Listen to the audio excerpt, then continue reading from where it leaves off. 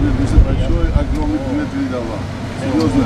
Я его Он сказал, помните, в 2019 году вы там, вот вы остановили вот войну. Вы помните, да? Вот вы сказали, да, вы сказали, остановите, вот вы вот спасибо вам, да?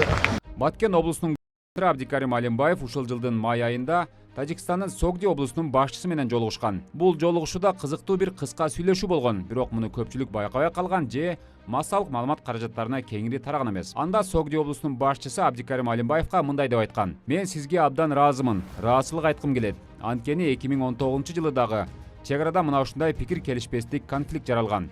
Сиз ошондо согуштун алдын алып калдыңыз. Сиз ошол согушту ошондо токтогула деген бир сөзүңүз менен гана токтотуп калгансыз. Мен сизге дагы бир жолу ыраазычылык билдирем" деп айткан. Бирок бул сүйлөшүү узакка созулган эмес. Анткени тажик тараптын аскер кызматкерлери видеого тартпоону суранышкан. Андан көп өтпөй эле кече жакында кыргыз президенти Тажикстанга болгон расмий иш сапарында Тажикстандын президенти биздин министрлер менен жолугушкан учурда Баткендин губернатору Абдикарим Алимбаев Тажикстандын президентине колун көкүрөккө коюп учурашпады деген дагы талкуулар жаралган.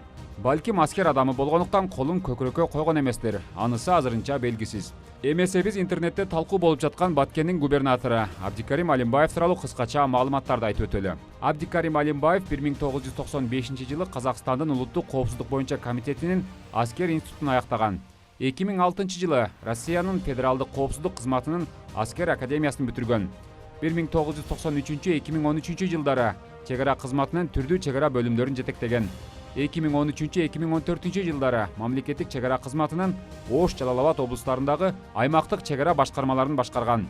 2014-2016 жылдары мамлекеттик чек ара кызматынын жетекчисинин орун басары. 2016 жылдын 16 майынан тарта мамлекеттик чек ара кызматынын жетекчиси. 2021 жылдын 5 майынан баштап өкмөттүн Баткен облусундагы өкүлү, үй бүлөлүү 3 баланын атасы.